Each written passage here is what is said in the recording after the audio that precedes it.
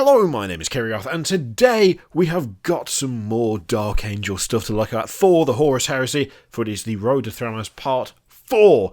And this time round, we've got the Companions, which is slightly underwhelming as names go, but they are the finest warriors from the Deathwing, and they are honour bound to form the personal bodyguard of Dark Angel's officers. Each has taken an oath to lay down their lives before letting harm come to the one they are tasked to protect.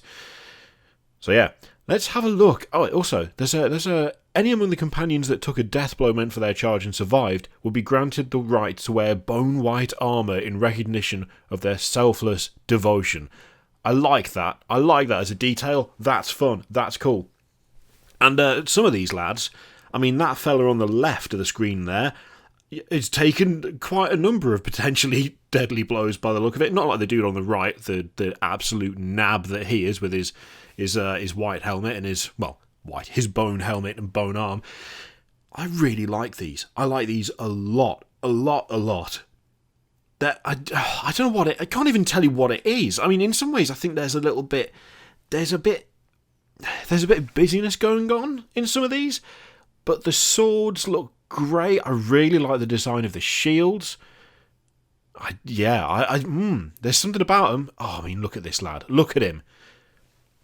Okay, so realistically, let's be critical. Let's not just go all in with praise. I think the chest piece, I do like I like the wings on it. I like the wings on it a lot. The little skulls in the centre, I think they are a little too fine, or at least they're not.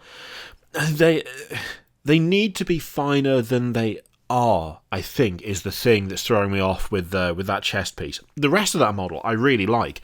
There isn't too much going on in the way of like massive symbols on the shoulders, which, I mean, I really like the Terminators that we saw recently. I can't remember what they're called now, but the Terminators. And the only thing that has sort of like I've grown to dislike with time are the big winged swords on the shoulders that just look a little bit too big now for me. I liked them at the time, but I've kind of gone off them. That isn't present here. They do have of course the classic Dark Angel's wing motif, but it is on the helmet, not on the shoulders, and it's in the helmet. Like on the helmet in such a way that it's not obscuring anything, which I think makes a big difference to the overall level of clutter. You know, you can still have that detail without it having to take away from the overall look. But I will say those skulls in the very centre, I think they need to be finer detail, or it needs to be something that isn't fine detail, because it looks like they'd be a pain in the arse to paint, frankly. And looking at that model, I think they were a pain in the arse to paint for whoever painted this. That being said, though, I really like the sword. The sword's cool. I don't think that's supposed to be writing down the centre of the blade, or at least I hope it isn't.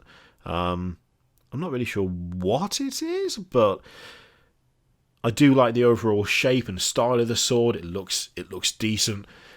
The colour scheme is really fun. The colour scheme is really good. I like that a lot. Have we got another one down? Yeah, there we go. There's the others. So Artificer Armour, the Katherine Patton, Aegis, that's probably how you pronounce it, a Tyrannic Greatsword, or a Calibanite Warblade. Calibanite is one of the worst words I've ever come up with. I cannot pronounce it, ever. So the Aegis gives 4% vulnerable save against shooting attacks and 5% vulnerable against melee. Oh, cool. And it can be deployed to give the entire squad those invulnerable saves. And any enemy models engaged in the squad in assault suffers a -1 initiative penalty. That's fun. I mean, I'm not a Horus Heresy person, but that just sounds fun from the description. Okay, let's have a look at the other lads up close and personal, shall we say. Again, it's one of those things whereby I don't think the shields are practical, I don't think it's a sensible design, but it looks cool, so who cares? And also, these have clearly just been set up as being like a technological thing, not necessarily just a...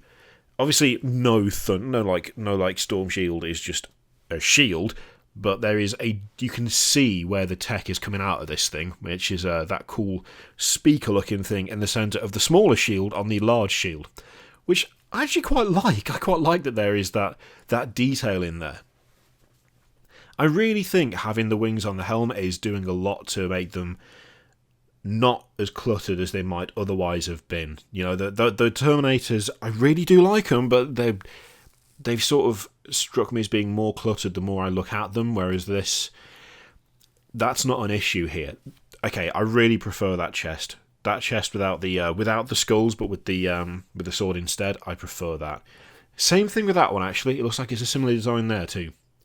I think it works better, to be honest. I think it just flat out works better than the skulls. And again, the shield is cool. I like the fact that, in fact, looking at it, so it's a different design. So on that one, you've got the statue of the robed hooded figure, and they're kind of doing the pose of standing with the sword, resting their hands on it, and then the shield is over the top of it, which is cool, and I like it.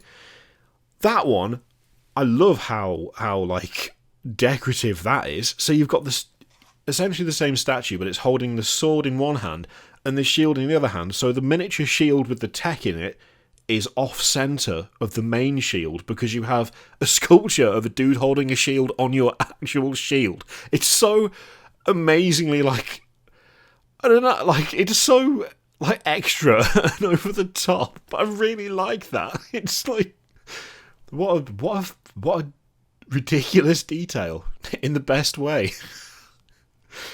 Yeah, I heard you liked dudes holding swords and shields, so we put a dude holding a sword and a shield on your shield. Like, what?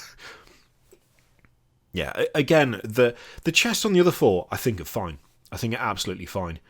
You can clearly see the Dark Angels. The kind of decoration on the legs isn't too over the top. And actually, yeah, I prefer, even that, I prefer that to the skulls. I think the one with the skull chest is the weakest in terms of design.